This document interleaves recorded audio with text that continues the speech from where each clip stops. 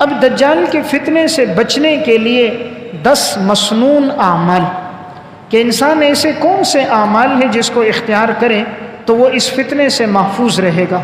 چونکہ یہ سب سے بڑا فتنہ ہے تو فتنے سے بچنے کی تدابیر قرآن اور حدیث میں بیان ہوئی، تو وحی کی تعلیمات کے ذریعے ہم اس سے بچ سکتے ہیں۔ ہم اپنے ذہن سے اختراعی چیزیں اگر کوئی ایجاد کریں گے اس سے ہم اس کے فتنے سے محفوظ نہیں ہو سکتے۔ اب وہ 10 چیزیں کون سی ہیں؟ نمبر 1، سب سے پہلی چیز یہ ہے کہ انسان دجال کے قریب نہ جائے۔ جو چاہے کہ وہ دجال کے فتنے سے بچے تو وہ قریب ہی نہ جائے، تو وہ اس کے فتنے کا شکار نہیں ہوگا۔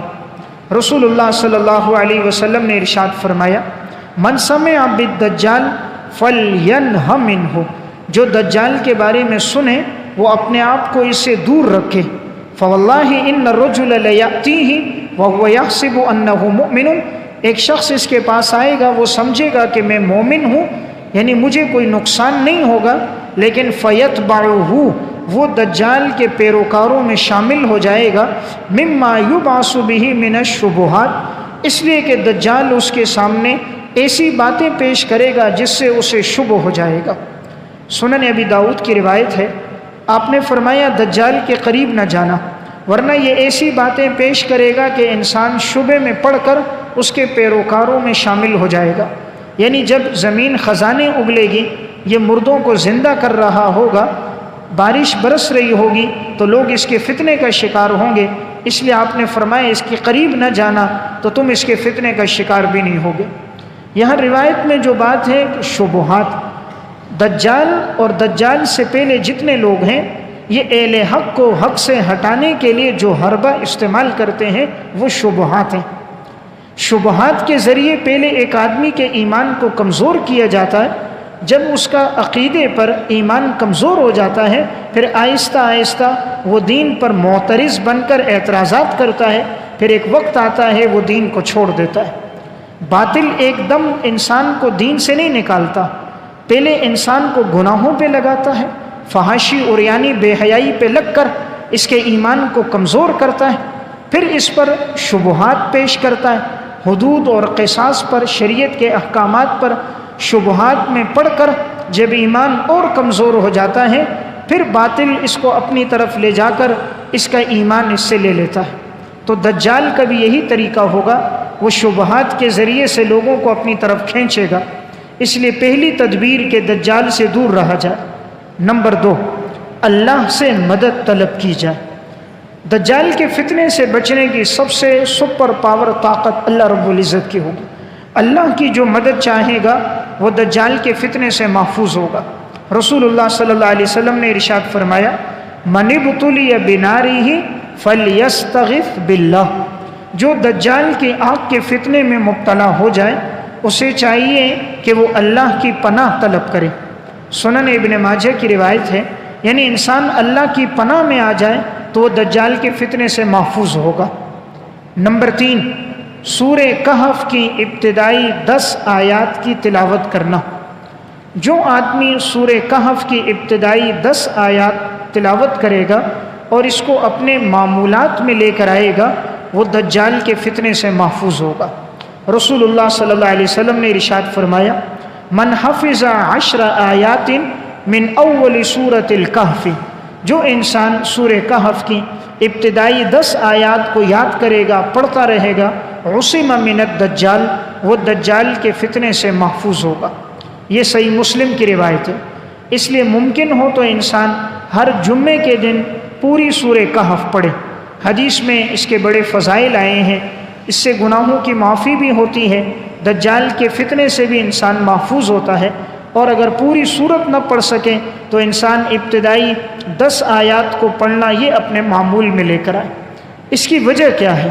اس میں حکمت یہ ہے کہ سورہ کہف میں جو واقعہ بیان ہوا اس دور کا ایک ظالم بادشاہ تھا، چند جو لوگ ایمان لے کر آئے تھے اس نے اس پر مکمل کوشش کی کسی طرح یہ لوگ دین چھوڑ دیں، لیکن نوجوانوں کی اس جماعت نے ایمان نہیں چھوڑا تھا، انہوں نے اپنی ایمان کی حفاظت کے لیے ایک غار میں پناہ لی تھی اور اللہ تعالیٰ نے ان کو 309 سال تک سلا دیا تھا۔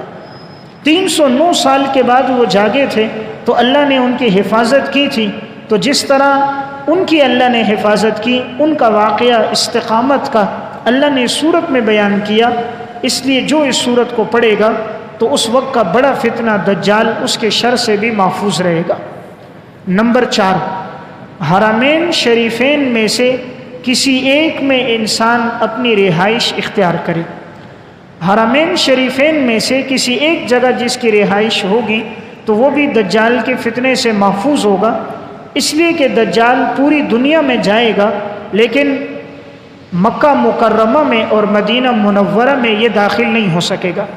حدیث میں آتا ہے کہ ان راستوں پر فرشتے پہرا دے رہے ہوں گے، یہ جیسے داخل ہونا چاہے گا تو فرشتے اس کو روک دیں گے، اس لیے یہ بیت اللہ میں، مسجد نبوی میں، مکہ اور مدینہ میں یہ داخل نہیں ہو سکے گا. رسول اللہ صلی اللہ علیہ وسلم نے فرمایا لا يدخل المدینۃ رعب المسیح الدجال، مسیح دجال کا رعب اور دبدبہ مدینہ میں داخل نہیں ہوگا. لہا یومئذ 7 ابواب، مدینہ کے اس دن 7 دروازے ہوں گے. علی کل باب ملکان، ہر دروازے پر 2 فرشتے پہرا دے رہے ہوں گے. اس لیے مکہ اور مدینہ محفوظ ہوگا تو جو وہاں ہوگا تو وہ بھی اس کے فتنے سے محفوظ ہوگا. نمبر 5، اللہ تعالیٰ کی حمد و ثنا، تسبیح اور تقدیس بیان کرنا. جو اللہ، ہم اس طرح گھبرا گئی کہ لگتا تھا کہ دجال ابھی ظاہر ہونے والا، ہم پہ گھبراہٹ طاری تھی، تو آپ صلی اللہ علیہ وسلم نے فرمایا اِن یخرج وَأَنَا حَيٌّ فَأَنَا حَجِیجُهُ، اگر دجال نکل گیا اور میں زندہ رہا تو میں تمہارے دفاع کے لیے کافی ہوں. دجال سے میں اکیلا مقابلہ کروں گا، تمہیں پریشان ہونے کی ضرورت نہیں. وَإِلَّا فَإِنَّ رَبِّي خَلِيفَتِي عَلَى كُلِّ مُؤْمِنٍ، اور اگر میں نہ رہا تو اللہ رب العزت ہر مومن پر خلیفہ ہوگا، یعنی اللہ تعالیٰ ہر مومن کی اللہ مدد کرے گا. فقلت یا رسول اللہ، حضرت اسماء بنت یزید نے کہا واللہ انا لنعجن عجیننا، اللہ کی قسم ہم عورتیں آٹا گھونتی ہیں، فما نخبزہ حتی نجوع، یہاں تک کہ روٹی پکے نہیں ہمیں بھوک لگ جاتی ہے. فکیف بالمؤمنین یومئذ، اس دن مومنین کی کیا حالت ہوگی؟ یعنی انہوں نے فرمایا ہم عورتیں آٹا گھونتی ہیں، ابھی تک روٹی پکی نہیں ہوتی، ہمیں بھوک لگ جاتی ہے. جب دجال کا فتنہ ہوگا، قحط سالی بھی ہوگی، کھانے پینے کے لیے کچھ نہیں ہوگا، وہی جس کو دجال فراہم کرے گا، اس وقت لوگوں کی بھوک کی حالت ہوگی، تو لوگ اس وقت کیا کھائیں گے؟ کتنے سے جو بچنا چاہے گا وہ آسمان کے فرشتوں کی صفت اللہ کا ذکر کثرت سے کرے گا، اللہ ذکر کے ذریعے سے اس کو روحانی طور پہ سیراب بھی کر دیں گے. رہائش اختیار کرنا، جو انسان دیہات میں پہاڑی مقامات پر رہائش اختیار کرے گا وہ بھی دجال کے فتنے سے محفوظ ہوگا.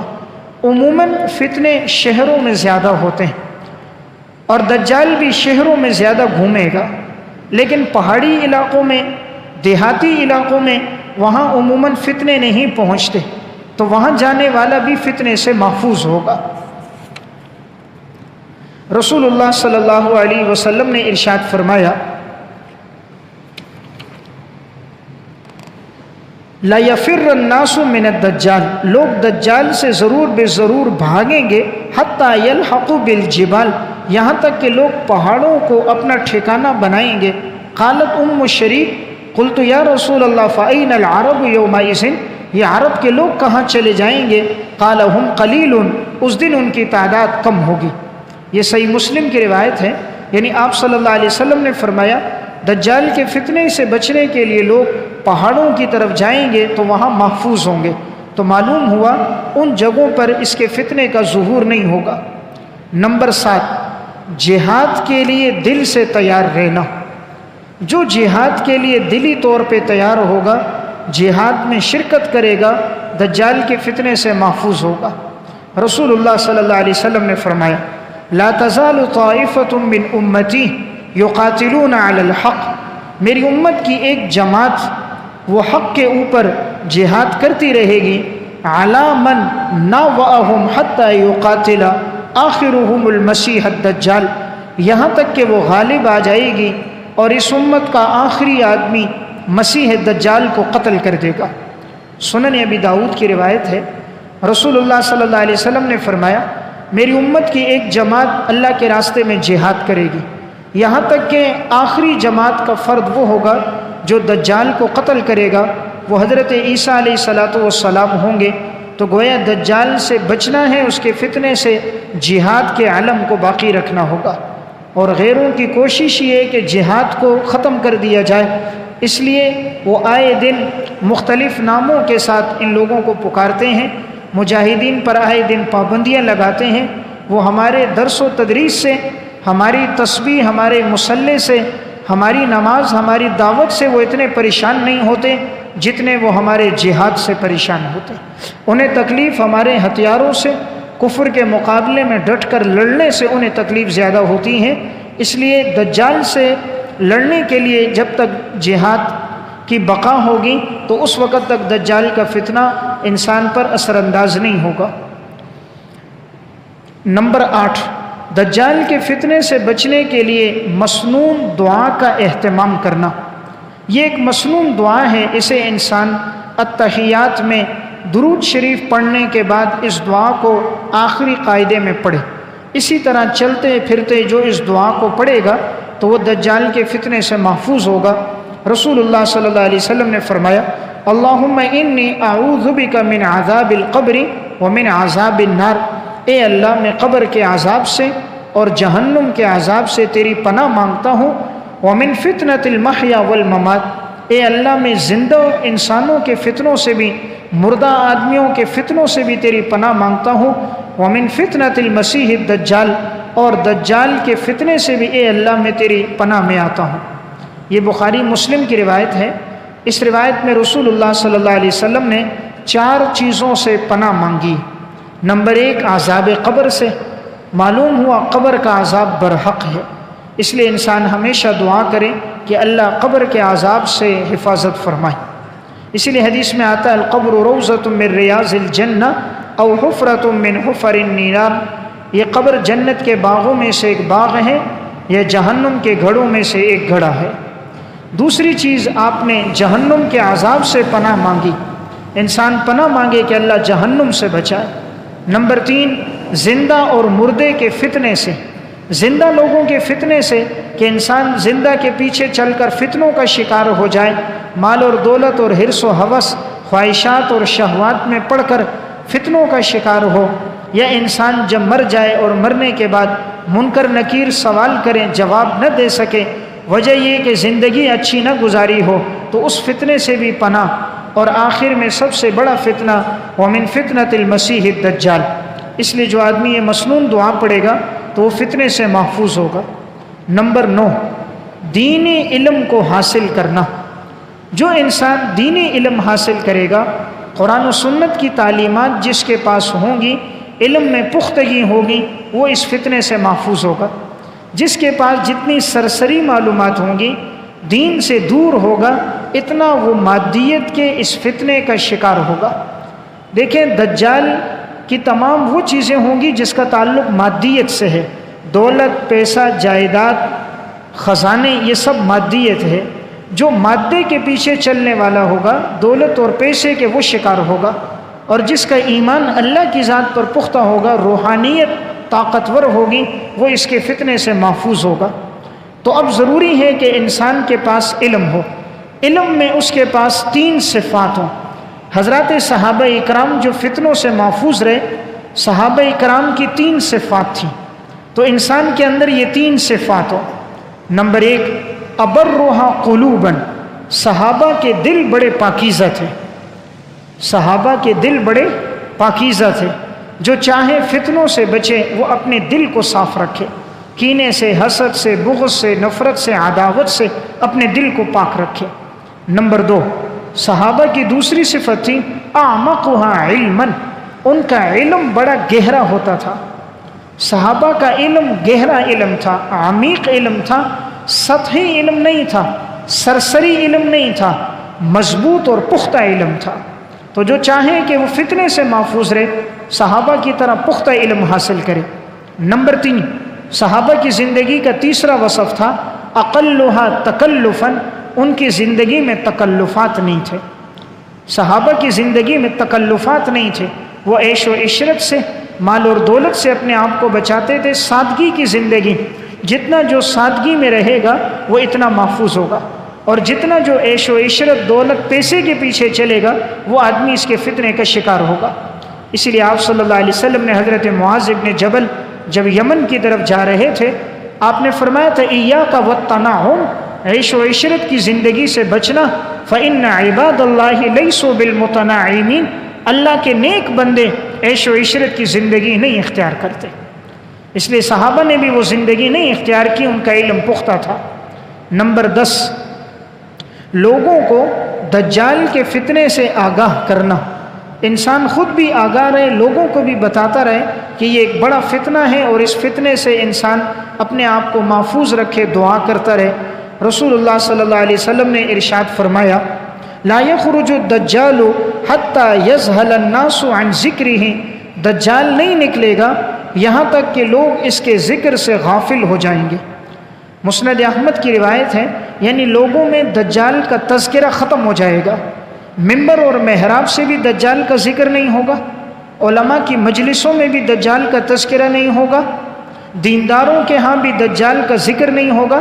تو جب دجال کا ذکر عوام تو عوام خواص کی مجلسوں سے ختم ہو جائے گا، عوام کی مجلسوں میں تو ویسے ہی نہیں ہے، تو وہ فتنے کا شکار ہوں گے۔ جب اس کا تذکرہ بار بار ہوگا، روح کو تقویت ملے گی، تو انسان اس کے لیے اپنے آپ کو روحانی طور پر مضبوط کرے گا، اللہ سے دعا کرے گا۔ اس لیے دجال کے فتنے کا تذکرہ کرنا چاہیے اور اس کو بتانا بھی چاہیے۔ تو یہ 10 میں نے وہ مسنون تدبیریں عرض کی ہیں کہ اگر کوئی آدمی ان کو اختیار کرے گا تو وہ دجال کے فتنے سے محفوظ